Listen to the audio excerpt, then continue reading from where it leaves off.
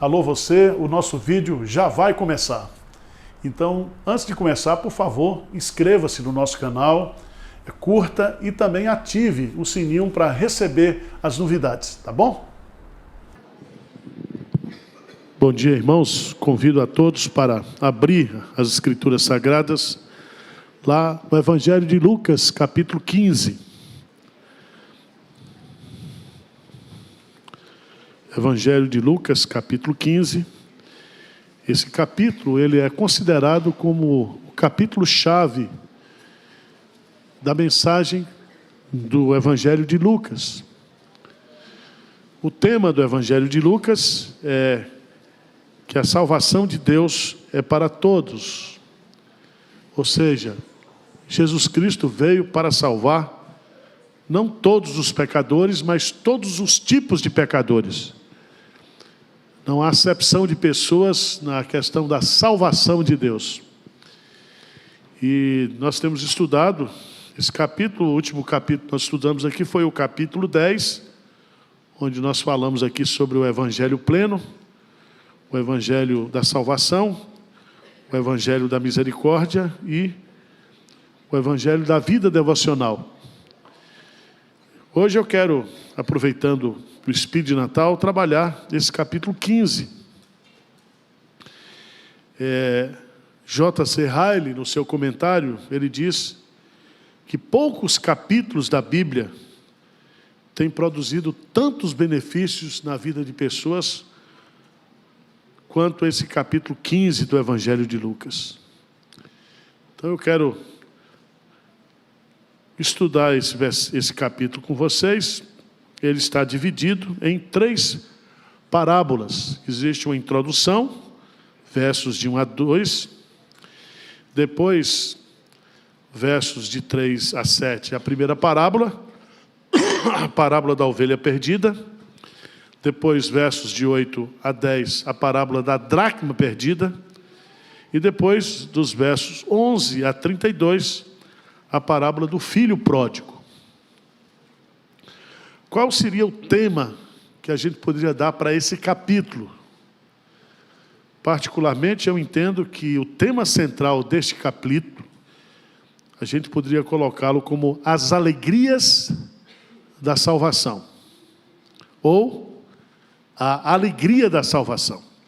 Quando eu falo das alegrias da salvação, é porque o texto vai nos ensinar que quando há conversão na terra, a terra se alegra pela conversão de pecadores, mas também há alegria no céu por pecadores que se arrependem na terra. E eu preguei aqui alguns domingos atrás sobre esses 3 tipos de alegria que Jesus Cristo fala em Lucas capítulo 9. A alegria de ser usado por Deus na obra dele, na missão dos 70, eles se alegraram porque eles pregaram, pessoas se converteram, pessoas foram curadas e exorcizadas, e eles voltaram, os 70, cheios de alegria. Então há uma alegria que nós experimentamos como crentes, em ser usados por Deus na obra de Deus. Mas Jesus Cristo fala em Lucas capítulo 9, dá um pulinho lá rapidamente, Lucas capítulo 9, no versículo 20, Jesus Cristo diz: não obstante alegrai-vos, não porque os espíritos se submetem, e sim porque o vosso nome está arrolado o que nos céus. Lucas 9, 20. Então Jesus diz que nós devemos nos alegrar muito mais nessa vida pelo fato de estarmos salvos, sermos eleitos de Deus, e o nosso nome está arrolado no livro da vida. Mas depois, em Lucas capítulo 9, no versículo 21, Jesus também se exulta, naquela mesma hora, no Espírito Santo, e ele se exulta justamente pelo fato de que Deus, ele revela e oculta a sua salvação, e ele oculta essa salvação dos sábios entendidos e as revela aos pequeninos. E aí você vai observar que Jesus ele se alegra aqui. E o motivo da sua alegria é justamente o fato de Deus se revelar aos homens, e essa revelação, ela se concretiza na salvação, na regeneração, na conversão de cada pessoa.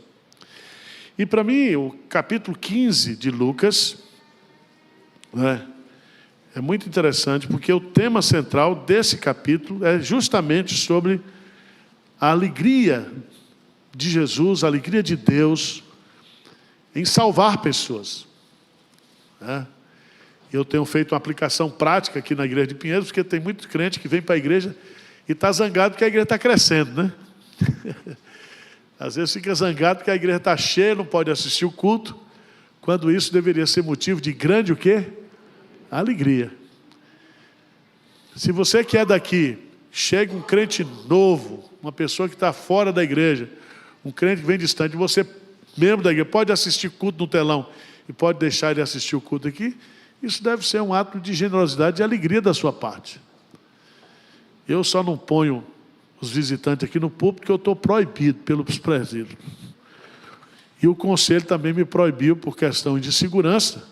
Eu botava gente nas escadas tudo aqui, mas está proibido. Por causa da Boate Kiss. Se pegar fogo aqui, vai ser fogo do Espírito Santo, né? Mas, como é televisionado aqui, né? E o pessoal está de olho na nossa igreja. Eu estou fazendo oração todo domingo. Põe um anjo à porta dos meus lábios, porque todo mundo fica ouvindo o que a gente diz aqui, faz o recorte e joga na internet. E não é bom. E eu que falo demais, pronto. Vamos para Lucas 15.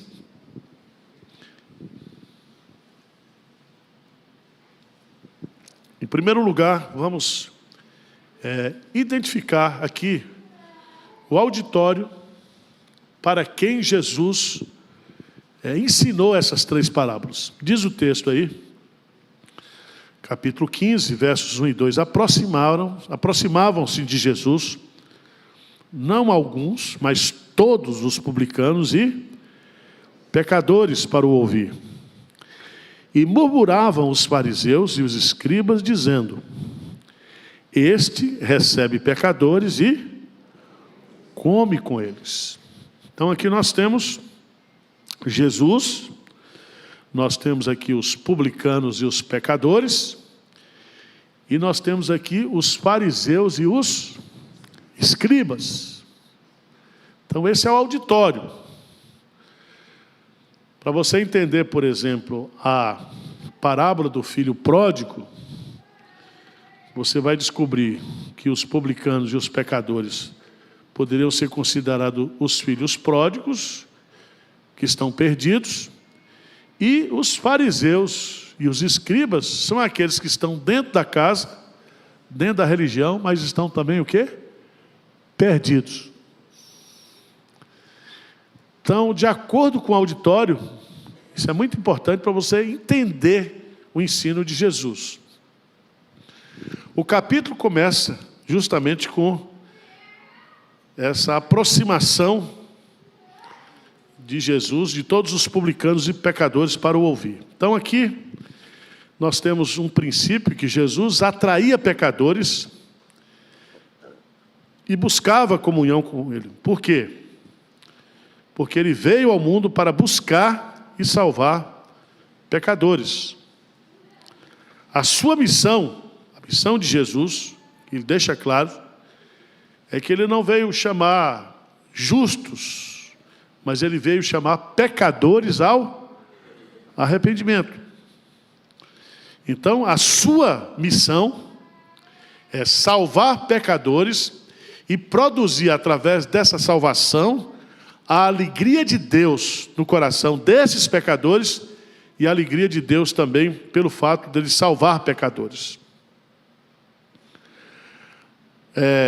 O Wiersbe, um comentarista, diz que esse capítulo pode ser resumido em três palavras. Três palavras: perdido, encontrado e alegria. Perdido, encontrado e alegria. Jesus vai contar essas 3 parábolas para ilustrar a alegria de buscar, de encontrar e de trazer de volta para Deus uma pessoa que estava perdida. Este é o propósito dessas 3 parábolas. Então, quando você vai estudar esse assunto na Bíblia, você vai observar pelo menos 4 atitudes pelos perdidos. 4 atitudes.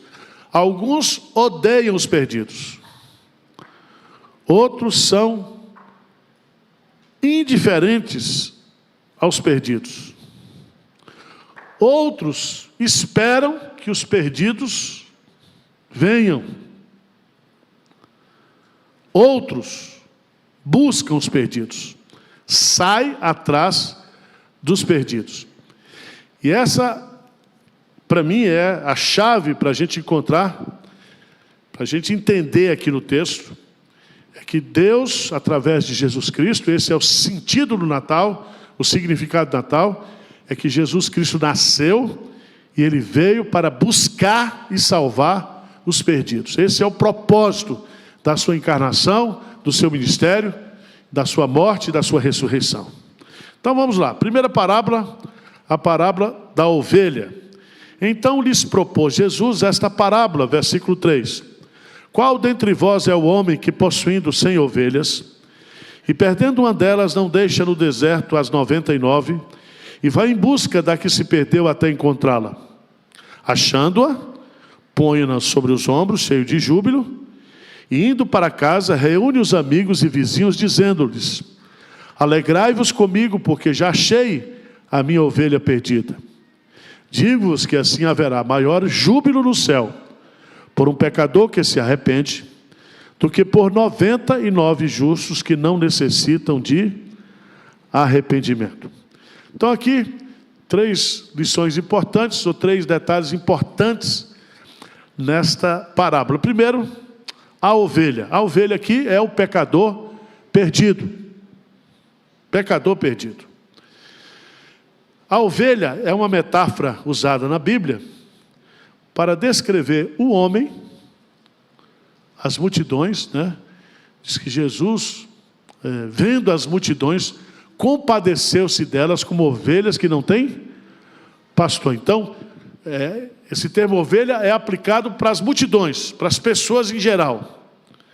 Mas a palavra ovelha também, ela é carinhosamente usada por Deus para descrever o seu rebanho, o seu povo. Tá certo? Por isso que tem o Salmo 23, o Senhor é o meu pastor e nada o quê? Me faltará. Aquele salmo se aplica justamente às ovelhas. Jesus, lá em João 10, fala que Ele é o bom pastor, né? E o bom pastor ama as suas ovelhas, e o bom pastor dá vida pelas suas ovelhas. Se você observar bem, por favor, lá, vai um pouquinho lá em Atos dos Apóstolos, capítulo 20, por favor. Atos dos Apóstolos, capítulo 20. Versículo 28. O que diz aí? Atendei por vós e por todo o rebanho sobre o qual o Espírito Santo vos constituiu bispo para pastorear de o quê? A igreja de Deus, ao qual Ele comprou com o seu próprio sangue. Então a igreja, ela é constituída aqui de ovelhas, e essas ovelhas precisam ser o quê? Pastoreadas. Essa é a figura que se aplica, esse termo, essa metáfora, exclusivamente para a igreja.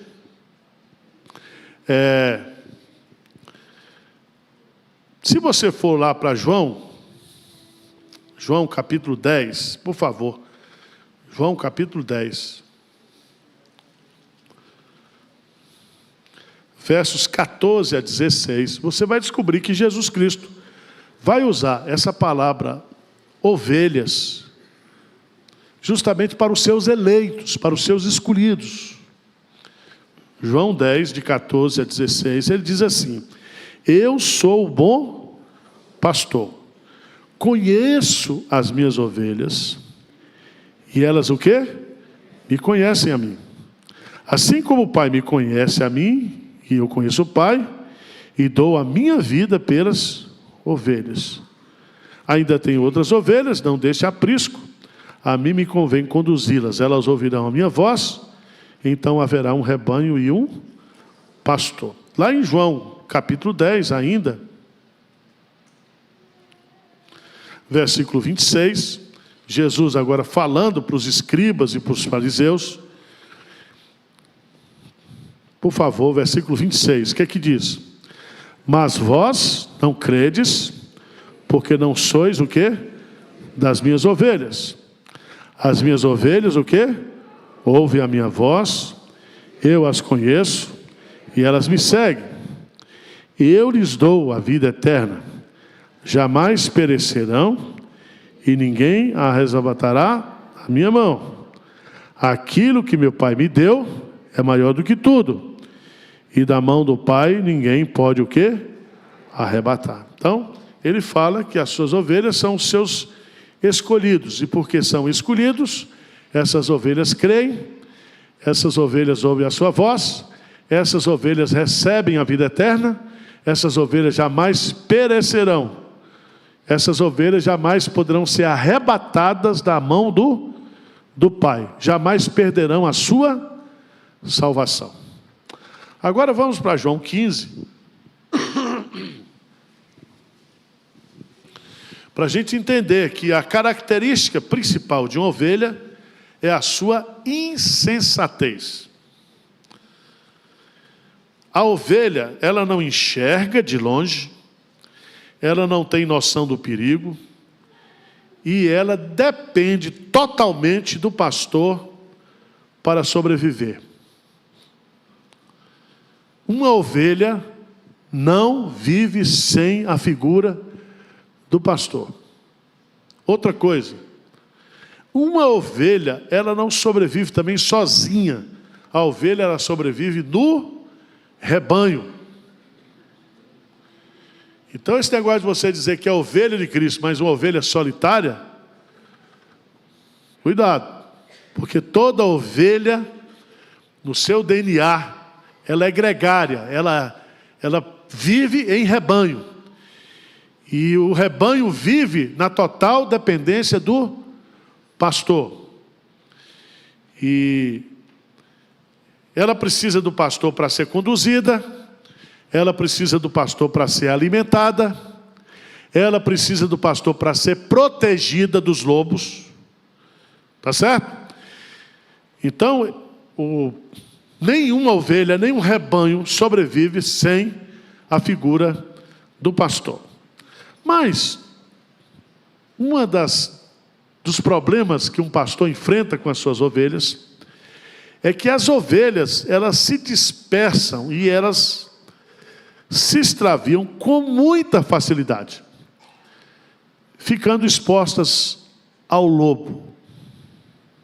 Ao lobo. Se você pegar num sentido geral da humanidade, por causa do pecado, todos os homens estão perdidos. Todos estão desgarrados como ovelhas que não têm pastor. Isaías 53. Há pessoas que se convertem, se tornam ovelhas de Cristo, mas também se desviam. Estão aqui na igreja, fazem a sua pública profissão de fé, se batizam, estão envolvidos no ministério, mas começam a frequentar determinados ambientes, começa a ter certas amizades, começa a determinar, a cometer algumas imprudências na sua vida espiritual, e acaba o quê? Se desviando. Falam hoje que tudo no Brasil é profético e hipotético, que tem mais gente desviada, mais crente evangélico desviado hoje do que crente na igreja. E é muito comum, onde você chegar, em qualquer lugar hoje, você encontra ex-crente, ex-ovelha. Não existe isso, mas gente que já passou por igrejas evangélicas e que hoje estão o quê? afastadas. Há muita gente que o pai foi crente, o avô foi crente, o desgramado foi abençoado, porque foi criado na igreja, estudou. Muitos hoje são médicos, advogados, juristas, e abençoados na vida, e depois se afastaram da igreja. Se afastam da igreja, se desviam. Aqui no texto,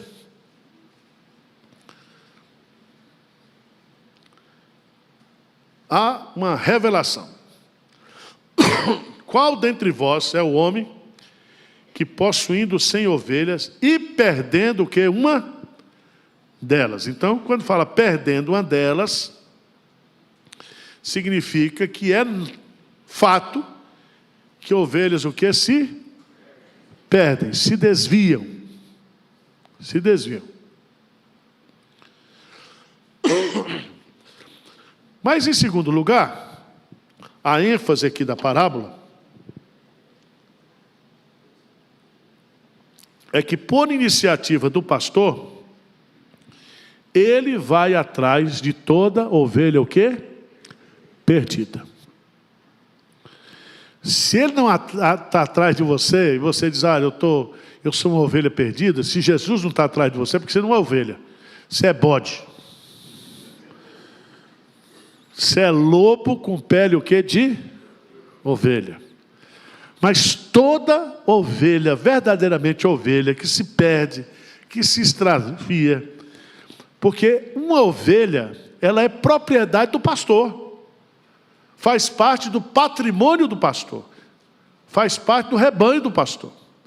Então essa ovelha perdida, Jesus está dizendo aqui, que o pastor deixa no deserto as 99 e vai em busca da que se perdeu. Aqui dá muito pano para manga. Porque esse texto aqui, para a gente entender isso aqui, a gente tem que historiar, ir para a prática. Tá certo? Porque tem ovelha que se perde, e Jesus vai atrás com o quê? Com tempestade, com doença, com problema. Quando Jonas se desviou, o que aconteceu com Jonas? Deus mandou o quê? Tempestade. Você dê graças a Deus quando você se desvia e algum crente lembra que você é desviado, você recebe um telefonema, você tem uma esposa crente que sempre está falando que é hora de você voltar, você que é filho de crente que está desviado, seu pai e sua mãe ora por você todo dia e pede para você voltar para a igreja, você se dê por satisfeito, porque geralmente Deus vai atrás dessas ovelhas perdidas, cercando essas ovelhas, como está lá em Zacarias, com cercas de espinho. Uma ovelha perdida, uma ovelha extraviada, geralmente tudo que ela faz na vida não dá certo, até ela voltar. Porque Deus não abençoa crente que está em desobediência. Se ele obedecesse, estava muito bom. A gente já sofre obedecendo. Então, guarde isso no seu coração. Agora, veja o texto, que o pastor vai em busca da que se perdeu. Muito importante aqui. Até o quê? Repete para mim. Até o quê? O que significa isso? Hein? É que você não tem opção. Jesus não desiste da ovelha o quê? Perdida. O bodão pode ficar à vontade. Mas a ovelha perdida, ele vai atrás até o quê? Encontrá-la. Existe aqui uma intencionalidade do pastor.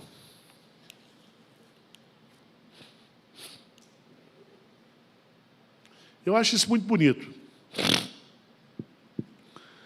É o pastor que percebe que uma ovelha se perdeu. Não são as outras ovelhas, são? Tem crente aqui que... Cadê fulano? Nem sei. Não sei. Muitas vezes, eu e você, nós não percebemos quando as pessoas o que se desviam na igreja. Quem percebe, quem está de olho no rebanho, quem é? É o pastor. Porque o pastor conhece cada ovelha pelo nome. Então Jesus sabe quem se desviou. Segundo, é Jesus quem toma a decisão de ir em busca do perdido, da ovelha perdida. Trata-se de uma busca intencional, efetiva, e ele só deixará de buscar essa ovelha depois do que encontrá-la. Diz um amém aí, por favor, em nome de Jesus. Porque não brinque não, que se se desviar, e se você for ovelha, Jesus vai atrás de você. E ele vai armado, com as milícias celestiais, com os anjos, com o chicote, vai trazer você de volta. Tá certo? Nós temos um Deus que não desiste de nós. Você pode passar por crise, por dificuldade, não sei o quê, papapá. Se você é a ovelha de Cristo, propriedade exclusiva de Deus, Deus não desiste de você. Agora, diz o texto, eu acho isso aqui muito bonito. Achando-a, põe-nos sobre os ombros, que é o quê? Cheio de júbilo. Naquele hino, eram 100 ovelhas. Assim? Arararara. Fala, diz que curou as feridas. Aqui não fala nada disso. Não fala que quando achou está cheio de ferida, não. Diz que achou, ovelha. Mas o que é bonito aqui no texto é que o caminho de volta é o próprio ombro do pastor. Quem traz a ovelha de volta, quem é, gente? É o pastor.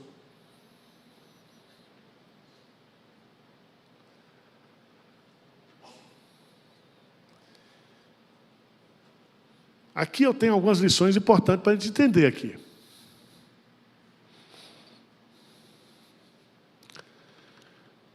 Quando um crente na igreja se desvia e vai embora, a gente usa um versículo que está lá em 1 João.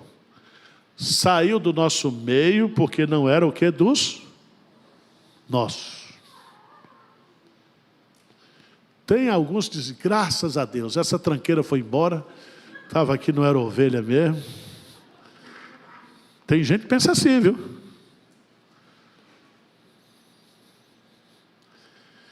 E a Bíblia fala que aquele que é de Jesus vai perseverar até o fim. É a missão. E aí eu quero que você vá lá para Ezequiel.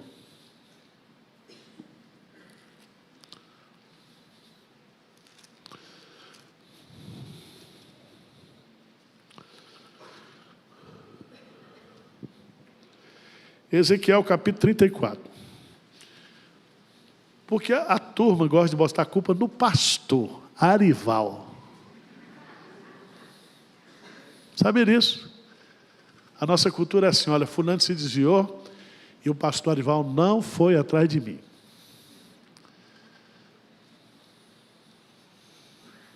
Assim?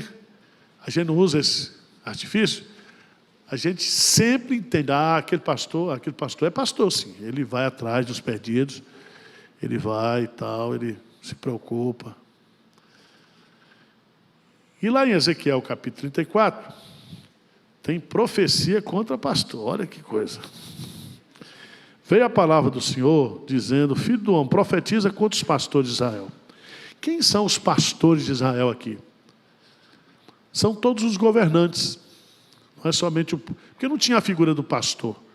Tinha a figura do sacerdote, do escriba, do rei, dos governantes. E diz o texto sagrado, assim diz o Senhor: ai dos pastores de Israel que se apacentam, que assim não apacentarão os pastores as ovelhas? Comeis a gordura, vestis-vos de lã e degolai o cevado, mas não apacenta as ovelhas. A fraca não fortaleceste, a doença não curaste, a quebrada não ligaste, a desgarrada não tornaste a trazer, e a perdida não buscaste, mas dominais sobre elas com rigor e dureza. Aqui nós vamos observar que há um reconhecimento de Deus, que os líderes devem estar atentos ao cuidado das ovelhas, sobre a sua responsabilidade.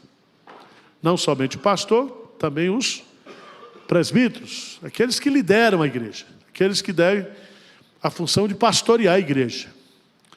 Mas o texto fala claramente que esse tipo de pastoreio é um pastoreio defeituoso, é um pastoreio falho. Por isso que você vai entender no versículo 11, veja comigo, versículo 11, do capítulo 34, vamos lá? Porque assim diz o Senhor Deus: eis que eu mesmo procurarei as minhas ovelhas e como o pastor busca o seu rebanho no dia em que encontra ovelhas dispersas, assim buscarei as minhas ovelhas, livrá-las de todos os lugares para onde forem espalhadas, nos dias de nuvens, de escuridão. Tá certo? Versículo 15: eu mesmo apacentarei o que? As minhas ovelhas e as farei repousar, diz o Senhor. Versículo 16, vamos ler juntos?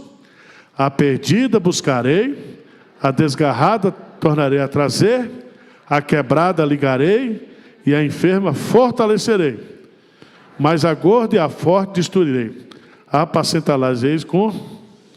Então você que é ovelha gorda, se liga. Se você estiver acima do peso, né? É isso que ele está dizendo aqui, gente? Não.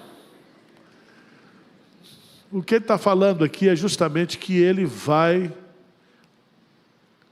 mesmo, é ação de Deus, cuidar do seu rebanho. Ele pode ir usando a mim, ele pode ir usando uma pessoa, não é assim? Ele pode ir usando circunstâncias, uma doença, um problema. Ele vai atrás da ovelha. Ele se responsabiliza de trazer a ovelha de volta, de curar a ovelha, de sarar a ovelha, de tratar da ovelha. Vocês estão entendendo ou não? Então o próprio Deus, ele reconhece que nós somos falhos, apesar da responsabilidade que nós temos como líderes de cuidar das ovelhas de Cristo. Por quê? Vamos entender isso. Vamos lá para 1 de Pedro, capítulo 5.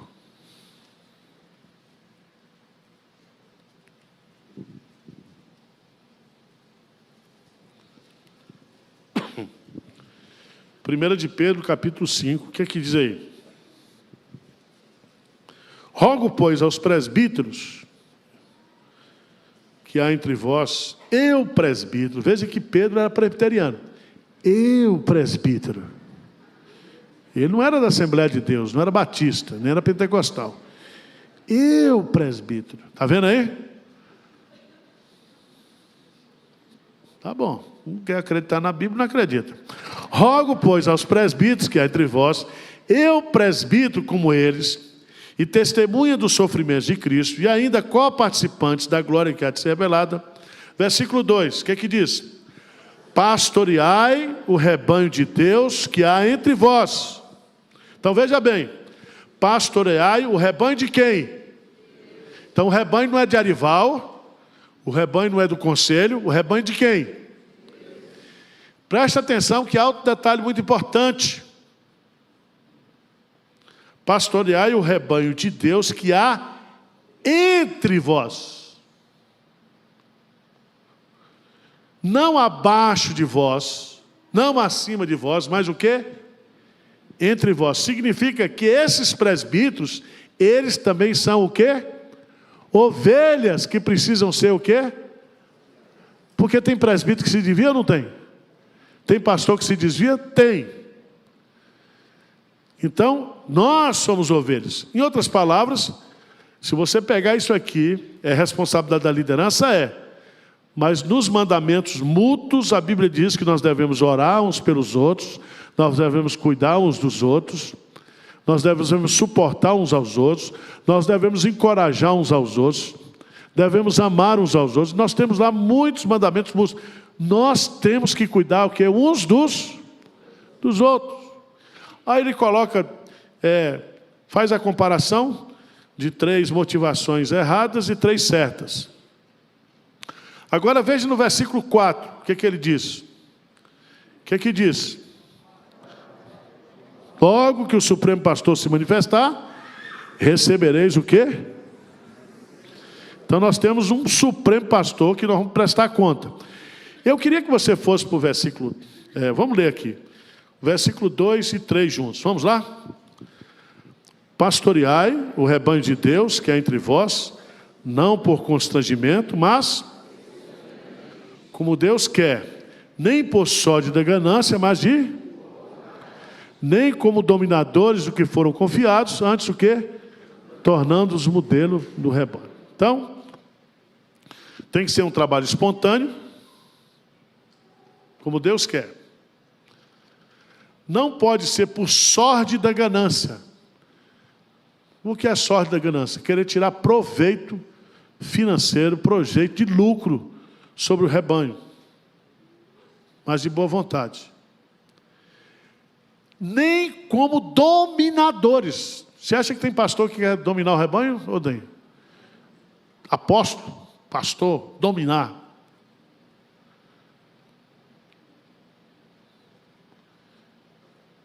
Tem pastor aí que o cara não faz nada sem ligar para o pastor. Pastor pode fazer isso, pode fazer aquilo, pode fazer aquilo. A pessoa é dominada. Isso seria um pastoreio o quê?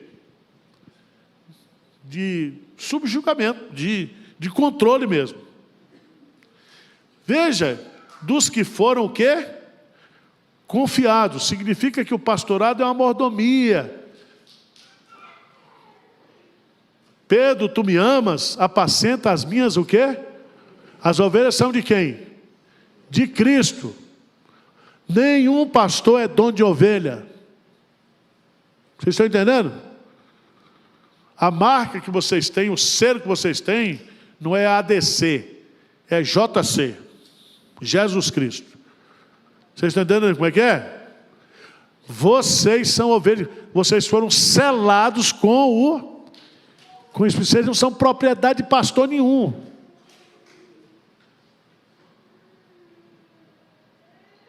E todos vocês também são ungidos do Senhor, tá certo? Não toqueis no ungido do Senhor. Ungido no Antigo Testamento era o quê? O profeta, o sacerdote e o rei. Cristo veio, Cristo é ungido. E ele ungiu a todos. Porque todos agora recebemos de Cristo a bênção de participar desses 3 ofícios. Profeta, sacerdote e o quê? E rei. Então você já está ungido, tá? Quer gastar óleo? Gaste. Mas não resolve nada.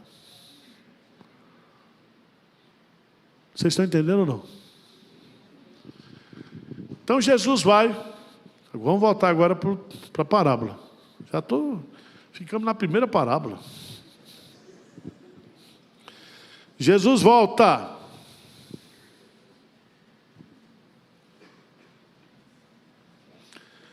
Achando-a, põe-na sobre os ombros. Então Jesus é o caminho que nos leva a Deus, ao céu e à comunhão com os santos. Presta atenção.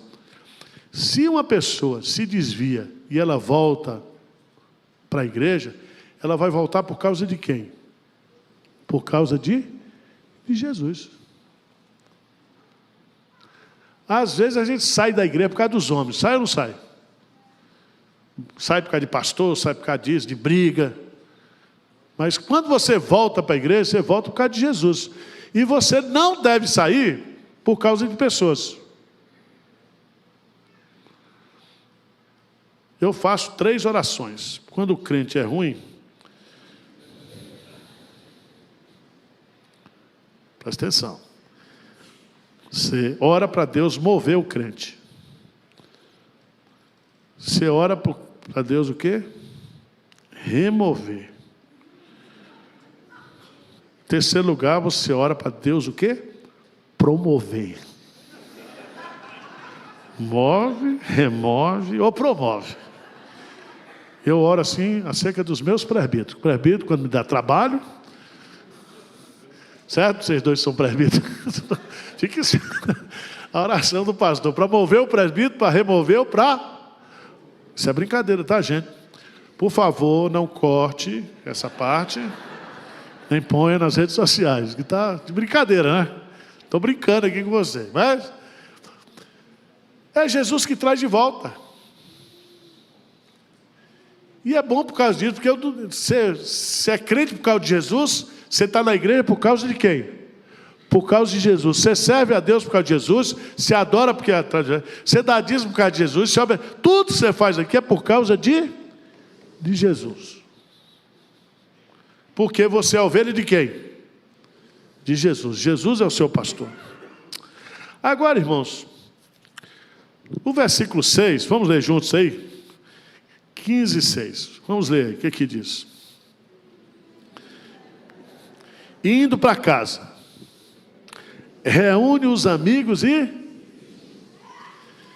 dizendo-lhes: alegrai-vos, porque achei a minha ovelha perdida. Que coisa linda aqui, eu acho isso aqui maravilhoso. Ele volta para casa,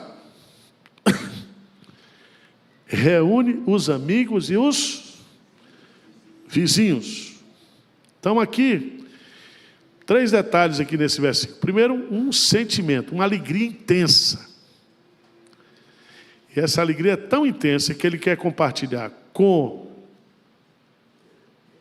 amigos e vizinhos. Por que Jesus conta isso? Porque era costume dos pastores em Israel festejarem a recuperação de ovelhas o quê? Perdidas. Por quê? Porque todo pastor era pobre. Era considerado uma profissão de 5ª categoria. E o patrimônio do pastor, a riqueza do pastor era o quê? As suas ovelhas. Então, quando ele recupera uma ovelha, ele sai do prejuízo. Ele se alegra por causa disso. E é tão importante que ele quer compartilhar com seus amigos e com seus vizinhos. Aqui nós temos um princípio fundamental, é que a salvação de pecadores na igreja, a salvação de pecadores no nosso ambiente deve produzir o quê? Festa. Deve produzir alegria. Eu tenho que me alegrar porque a igreja está crescendo. Eu tenho que me alegrar porque pessoas estão sendo convertidas. Eu tenho que me alegrar porque lá no encontro de casais, 10 casais se converteram. Eu tenho que me alegrar porque lá no acampamento de adolescentes, 20 adolescentes entregaram sua vida a Jesus. Eu tenho que me alegrar e fazer festa por pecadores que são o quê? Convertidos. Mas o que ele vai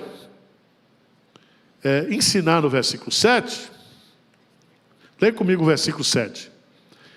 Digo-vos que assim haverá maior júbilo no céu por um pecador que se arrepende do que por 99 justos que não necessitam de... Então presta atenção. Veja que se há festa na terra por um pecador que se arrepende, ele está dizendo também que há festa onde? No céu. Todos nós sabemos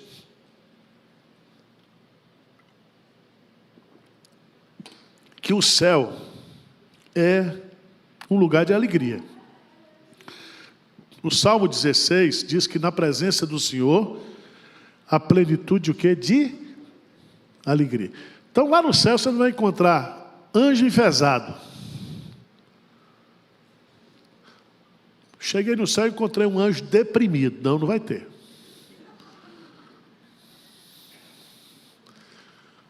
Tudo lá no céu tem como característica a característica da alegria. O ambiente do céu é um ambiente alegre. Aliás, C.S. Lewis diz que lá no céu, a alegria é coisa séria. Tá certo? Agora ele fala, ele coloca aqui um comparativo. Maior júbilo no céu. Se a gente não está fazendo festa aqui na terra, mas no céu tem o quê? Festa maior quando pecadores o quê? Se arrependem. Por quê? Porque quando um pecador se arrepende aqui, o projeto de Deus, o propósito de Deus de ter enviado Cristo, foi justamente buscar e salvar o perdido. Por isso que Jesus diz na casa de Zaqueu, hoje houve salvação nessa casa, porque também este é filho que é de Abraão. Outra coisa que eu acho muito importante aqui é um detalhe.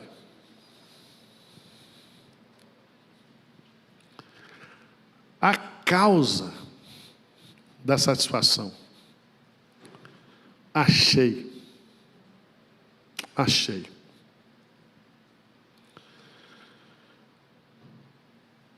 Porque ele achou a sua ovelha perdida, porque um pecador se arrependeu, isso promoveu e produziu, e foi a motivação de alegria na terra e de alegria onde? No céu. No céu. Vou parar por aqui.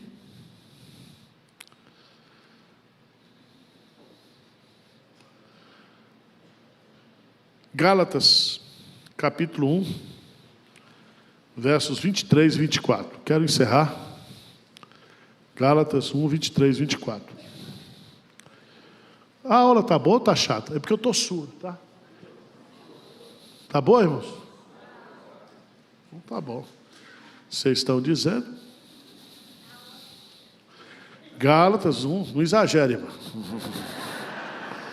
Obrigado pela consideração. Gálatas 1, 23 e 24.